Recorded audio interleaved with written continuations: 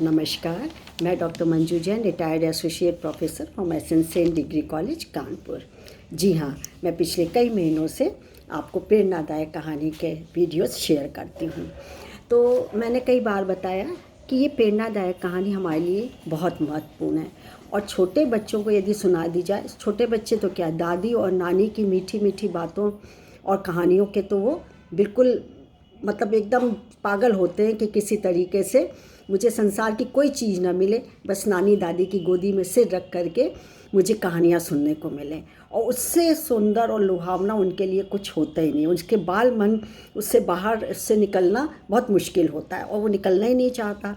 और हर बालक यही चाहता है कि कहानी जो बच्चों लायक होती है छोटी, बस चलती ही जाए, चलती रहे। और हर रात क्या करते हैं, वो सोने से पहले नानी दादी के सिर पे गोद में सिर रख करके और कहानी सुनने की फरमाइश करते हैं। तो कहानियाँ क्या है, जो कि हमारे मन को सुंदर विचार देती हैं, मस्तिष्क को कल्पना की ऊंची उड़ान देती हैं और भावनाओं के जुड़ाव के माध्यम बन जाती हैं। तो ऐसी कहानियों के संग्रह से ही मैं आपको कहानियाँ सुनाती हूँ, जो कि नानी दादी के द्वारा बच्चों को बताई जाती थी और बच्चे उससे सीख भी लेते थे, प्रेरणा भी लेते थे। और जब कभी भी कोई दूसरा बच्चा गलत काम करता था तो उसको बताते थे कि देखो ऐसा नहीं करो, ये तुम्हारे लिए अहितकर है, मेरी नानी या मेरी दादी ये कहा करती थी। तो कितनी अच्छी चीज़ है कि उन्होंने अपने मन में बैठा ली। तो चलिए, आज भी मैंने अपनी कहानी संग्रह में से एक कहानी आपके लिए चुनाव किया। एक कहानी का नाम है किसान की बेटी।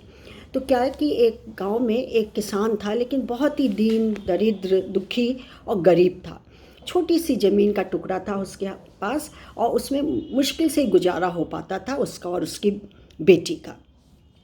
क्या करता, कभी उसको 2 जून की रोटी मिलती, कभी एक ही टाइम का मिलता, कभी कुछ थोड़ा सा खा करके गुजारा करना पड़ता। तो एक दिन वो राजा के दरबार में कहा और अपने हाल बताया। राजा भी सुन करके मतलब बड़ा चकित हुआ कि मेरे राज्य में इतने गरीब भी लोग हैं। खैर, उसने, राजा दयालु था, तो उसने ज़मीन का एक छोटा टुकड़ा उसको दे दिया किसान को कि तुम इसमें अपने जो भी मर्जी है उसमें अनाज उगाओ। ज़मीन मेरी है, लेकिन अनाज तुम खाओ पियो बेचो, जो तुम्हें करना है वो करो। बहुत खुश हुआ और अब धीरे धीरे उसकी हालात भी ठीक होने लगे थे खा पी करके। अब एक दिन ऐसे ही वो अपने खेत में हल चला रहा था, तो हल चलाते चलाते खट से टन से आवाज़ हुई। हाँ, समझ गए, जरूर कोई मटका वटका होगा जो अंदर अशर्फियों से भरा होगा। जी हाँ, अब आपने ठीक समझा। उसको, किसान को हल चलाते समय मूसली मिली, जो ओखल मूसल होता है, मोस्टर प्रेस्टर होता है, जो कि खट खट खटाकते हैं बनाए जब, तो उसको मूसल मिल गई। तो बोला, अरे ये तो सोने की मूसल है और ये तो राजा का है, राजा के उसको दरबार को देना चाहूँ क्योंकि राजा की ही ज़मीन है और वैसे भी जो भी चीज़ मिलती है वो साम्राज्य में, राज में ही पहुँचनी चाहिए।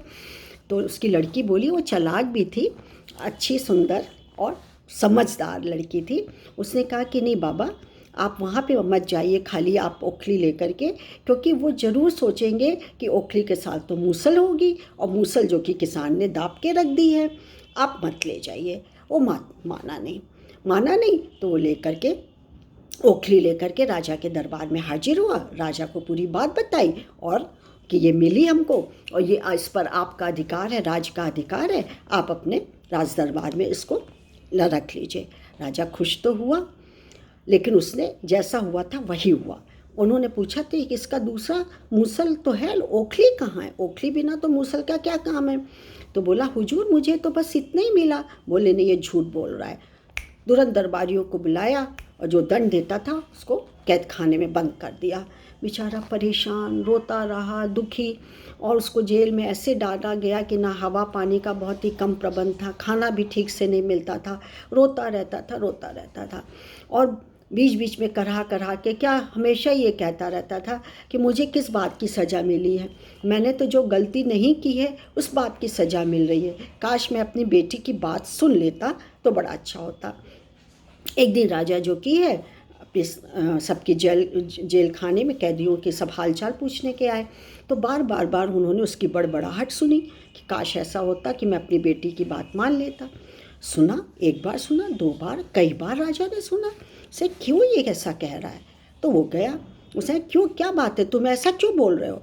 तो उसने शुरू से लेके अंत तक बताया कि मेरी बेटी ने मना किया था कि तुम साम्राज्य इसमें राज्य में मत ले जाओ, ज़रूर राजा जो किए ओखली के लिए पूछेगा और तुम्हें दंड दे देगा, नहीं मिलेगा तो दंड देगा, और वही हुआ मेरे साथ। अब राजा को बहुत पश्चाताप हुआ, बहुत दुख हुआ कि अरे मैंने एक बिल्कुल जो मुजरिम नहीं है उसको मैंने सज़ा दे दी, और वाकई में कभी ऐसा हो सकता है कि कोई एक चीज़ मिले, और उसकी बेटी ने सत्य ही कहा, इसीलिए वो रो रो करके सीना पे ताक तक करके आंसुओं से रो रहा है, इसका मतलब है कि ये बात सही है। तुरंत उसको निकाला गया, क्षमा याचना मांगी गई उससे, और उससे कहा कि तुम अपनी बेटी को लेकर के आओ। बेटी को लेकर के आए, खूबसूरत भी थी और ईमानदार भी थी, उतनी ही चतुर थी। तो उन्होंने उसको अपना मंत्रालय, कौन सा, यही जो घराना जो अशरफियों का होता है, सोने सिंहासन जेवरात का जो खजाना होता है, खजांची के रूप में उसको वहाँ पर मौजूद कर दिया, उसको वहाँ पे लगा दिया। सब लोग बहुत खुश हुए। तो बच्चों देखो, बच्चे ऐसी कहानी पसंद करते हैं ना, तो बच्चों बताओ इस कहानी से क्या शिक्षा मिलती है? जी हाँ, यही कि आप में लगन, ईमानदारी तो है ही, सच्चाई भी है, लेकिन समझदारी हर जगह काम में लानी चाहिए।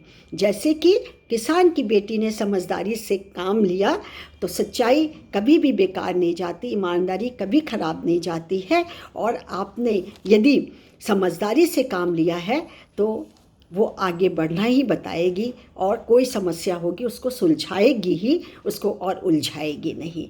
तो बच्चों, सखियों, यही कहानी समाप्त होती है, यही शिक्षा मिलती है। आप सुनिए, सुनाइए, लाभान्वित हुए। तब तक के लिए मुझे आज्ञा दीजिए। नमस्कार, थैंक यू।